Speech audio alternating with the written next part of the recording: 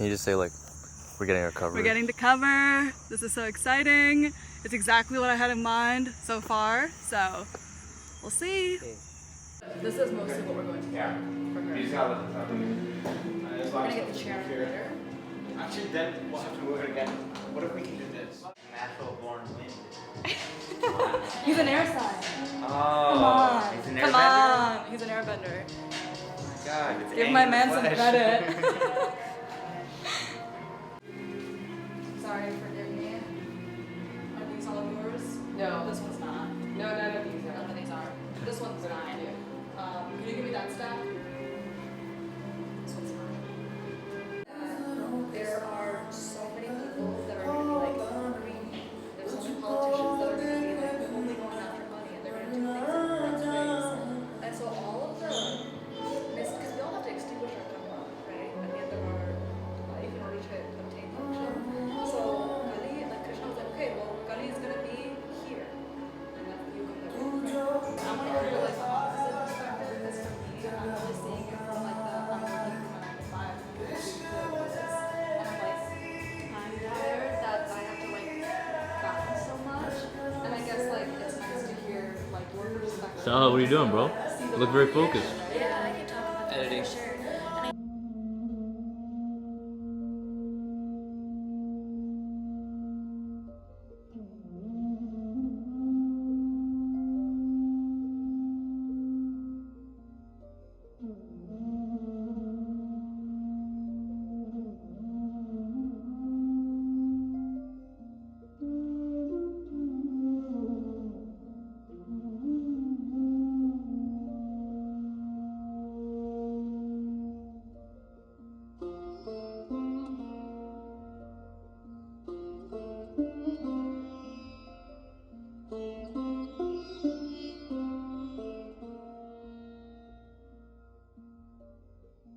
So Autumnal Equinox came out and I am extremely thankful to everyone who's watched the documentary so far. And you know, the whole process of creating the Indian standard is very, very involved. You know, from the get-go, I was dealing with a lot of different complications. The first one was that I couldn't iron down the theme. Like I knew I wanted to talk about devotion and I knew I wanted to talk about history and the role of the different women that I had in my life and how we kind of hold on to a lot of internalized misogyny, especially as women. And I wanted to explore that concept, but then do it in a way that wasn't so obvious. And then I also wanted to explore Kunti, Gandhari, and Draupadi because you know, they were, you know, such strong women, at least when I think about the strong women of history, especially in, you know, Indian history. I really was thinking about them primarily. And with my focus on the Bhagavad Gita and the Mahabharata, it just seemed, you know, perfectly in line with everything that we were talking about already with Volume 4. And so like the first issue was all about duty and our role and what we think our duty is. And I used, you know, artists to convey that message because I think artists have this fervent sort of persistence when it comes to their craft. And I felt like, and we saw that in the documentary where a lot of artists felt like their duty was to their craft. And then with devotion, you know, in the first issue I really talked about like, I asked the question explicitly, like, what is your duty? I didn't really do that for the second issue, so I didn't say, you know, like what does devotion look like to you, and I did that intentionally because I think like the devotion that everyone has to either God, spirit, the universe, or to each other would be seen in their answers, and so I wanted it to be kind of like a background concept, and I think devotion is one of those things where it can take on so many different meanings. Unlike duty, where duty is like it has such a connotation to the word, I felt like devotion was more open-ended. And so I wanted to explore that concept. No, yeah. Okay. Okay, what's going on? We are 45 minutes behind schedule. We're gonna be fine though. From the jump, I had quite a few issues. I didn't know who I wanted to pin down for the issue. I didn't know who I wanted to showcase. Didn't know how I was going to explain this message. I felt like the actual issue had a lot going on. We were talking about Panchabudam, we were shooting outside, we had some cancellations. It was kind of a lot. It was the first time I shot without like another person to bounce ideas off of. And so I was in a room full of guys doing an all women's shoot, and I was like, am I gonna be able to like carry this vision through? So, what's going on, man? Okay, give me 1 second. Setting up the next shot. Whoa, this camera's very close. Setting up the next shot. So far going well. How are these photos looking? They're looking great. Looking amazing already. Genuinely seems to like them clearly. Tell us about your new cop, man. So last time I rented this lens, the 24-70. This time I bought it. Decided to invest in some new gear for this shoot. As carried place with my year. But new camera for Shaker, new lens for me, making some magic happen. Hell yeah, bro. And whilst editing the documentary, I realized, a lot of those issues that I was feeling was really coming out, and I was finding it really difficult to work on the project. And I was finding it hard to be inspired by the project, to actually physically edit it, to actually physically make it. And it was a challenge, but it came through in such a way that I felt like God was almost editing the documentary right there with me, and the meaning and everything kind of came through at the end. What are you doing, man? So we took these fake flowers and we took off a bunch of their like heads. So now I'm in the painstaking process of reattaching them. But the problem is, look at the colors. Not all of these colors go with each other, and I have no idea which ones go with which. So I'm just creating color palettes at this point. I don't know if they'll be right or wrong, but we want to return these. So we'll see what happens. Goal right now is to try to clean up stuff so that at the end of this I get to go home sooner. So laziness does have its fair share of motivation boosters. But what else goes with this? Here, at the Indian Standard. Here at the Indian Standard, we reattach fake flowers to their stems. Oh, like head on that way? Yeah. It'll be really tight. That's like really close. Should I cover it with a cloth? Yeah. So, you want to talk to me a little bit about this umbrella, man? This umbrella snaps in my ear every 5 minutes, and it's very scary. I used it too. I took it at one too many shoots.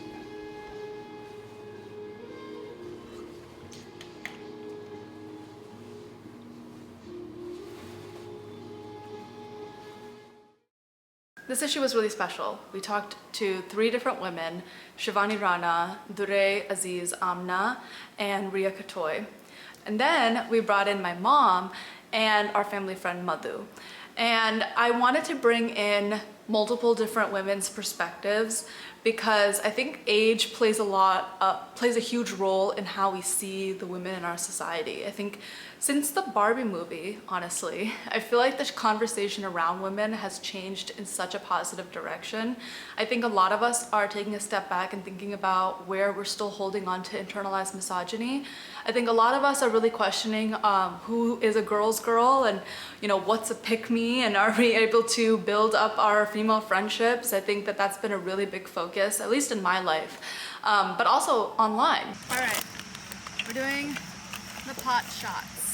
This is like the, wait, you wanna model it for us? So like this, we're gonna get some water, and then we're gonna go like this, and we're just gonna be little village women in this shot. Not me, them, if you didn't know. Yes, very beautiful out here today. The water as well. What kind of vibe are you trying to exude for your shoot? Very like in the nature girl, Okay. like, very like bronzy aesthetic type. Okay. Well, I think we could definitely achieve that out here in this beautiful nature. So thank you for catching up with us, and we'll see more of you in the Indian Standard Autumnal Equinox. Here on the Indian Standard. There we go. When there's a conversation around what is a woman's role, I think automatically there's the conversation around what is a man's role. And I think that's just due to society's standards. I think it's just the fact that, you know, men have created a certain perception on what a woman's role is, and rather than, you know, the woman actually being able to say, this is my role in society.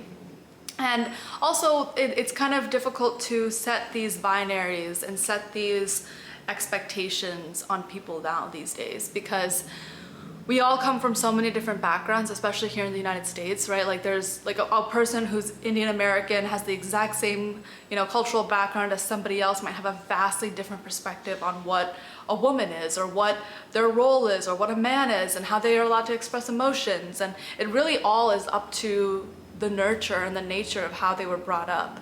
And finding those nuances and investigating that, you know, that duality was super, super interesting to me, because I think one of the biggest challenges in this lifetime that we kind of have to take on is surpassing that duality. My mom kind of references this in her interview, how it's important to look at everybody as equal because we truly are. And there's this thought process within our belief system that says that there is only one Purushan, and that's God, which makes every other person a woman. And so when you look at it like that, there really is no difference between a man and a woman. But again, I understand there's so much to just saying that, like, and I think that's the point of the documentary, is to make you think. It's make you think about what is the role, how far have we progressed in society? Are we actually bridging that gap, or are we thinking that we are? What biases do we have against our own people, right? Like, what biases do I have against women? What biases do I have against men? And just really thinking about like what that means for us. And are we placing expectations on the other gender or the same gender because of our experiences? And 9 times out of 10, the answer is going to be yes. So how can we kind of understand that and also maybe demolish that, maybe devalue that? Shivani says that it really well in her interview, how she wants to devalue those expectations around women. And I really resonated with that, because I think when we try to tell other people how to live their lives, or what to do with their bodies, or how to think and how to be and how to sit and how to stand, I think it really becomes really stifling. And that's where that anger and resentment kind of builds. Same thing, and my husband brings this up in our part of the interview. He talks about how emotions, right? Like the way that we think about emotions is so geared towards one gender. And, you know, when we think about like how men experience emotions versus how women experience emotions, I'm not sure if we allow for those differences to exist. I think what we do is we try to put our standards of how to express emotion on other people in general, not even just men versus women, but just in general. We expect other people to react to things the exact same way we react to things, and we're unable to be empathetic towards the other perspective. Why is that? What biases are we still holding on to? And I think it comes back to that original question, right? Like, how can we escape this duality? I think first is to recognize that that duality exists within us. Right? We have everything within us. We have the good and the bad, the evil and the purity. We have pain, we have happiness, we have highs and lows. Like, we experience duality within ourselves all the time. That is life, right? But the work that we do is surpassing that duality and doing the best that we can. And also, and this is something that I've been talking about on TikTok today a lot, is giving that opportunity to someone else, right? 9 times out of 10, the reason why some people are reactive is because they're afraid. They don't know what they want. A lot of people don't know what they want. So how can we give people the space and time to figure that out, right? If we say we love somebody and we want to be there and we want to help them and we want to protect them, how can we give them the resources to help them help themselves? And I think that's the key thing, because we can go and vent to our friends, we can vent to our neighbors, we can vent to, you know, our family members, and we can say, hey, these are all the things that are going wrong in my life. But then if we don't take action, do we actually know what we want? Or is the fear bigger than the action, right? Is the fear bigger than the thing that I actually want?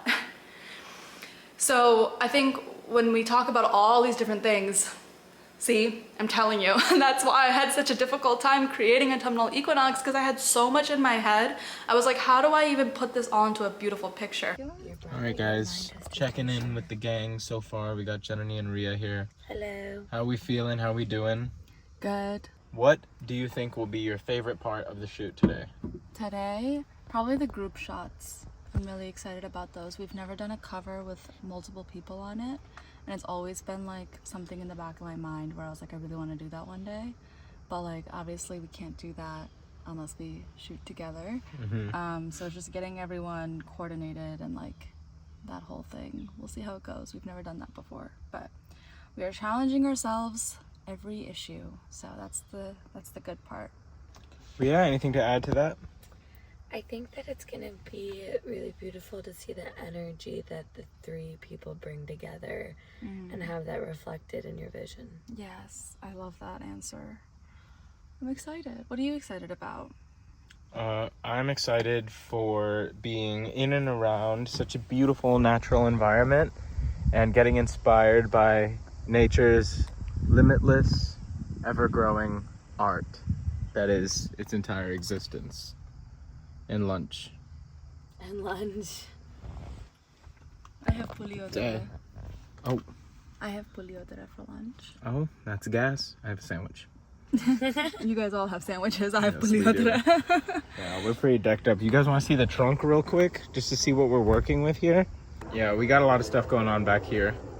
We're going to unload it when we get the chance and get cracking. We have to surpass duality by being devotional. And that was the point of this issue. And so it gives me great pleasure saying that, because I felt like I was not able to articulate that in a way that was clear.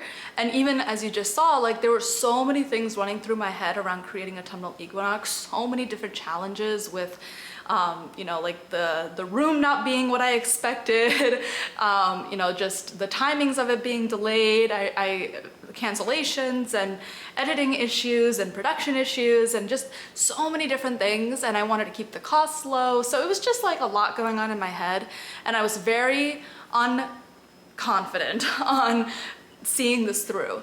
And so to see it through and just to get the comments that I got and to get the discussions that I got and get the feedback that I got, I cannot thank you enough. I want to show you some BTS. I'm really proud of how my team works together. I'm really proud of the people that I chose for this issue. I'm really proud of how it all came out, and I'm really proud of the aesthetic. The aesthetic was everything to me. I wanted beautiful, I wanted pink, I wanted flowers, I wanted womanhood, I wanted a picnic, I wanted people to feel like they were walking into a world where womanhood was being appreciated. I wanted people to feel like they were watching something where they felt seen, where they felt like their emotions were validated, where it felt like they could be themselves now because they saw this. And I wanted their feelings about the men and women discussion to be validated as well, right? Because that's important. There's a lot of bills that have been passed. There's a lot of things that have changed in our society that are leading against women. And we must acknowledge that. Yeah, some countries might be doing things correctly. Some societies might be doing things correctly. Not all men are bad. That's not the point at all. But we have to acknowledge the mistreatment of women.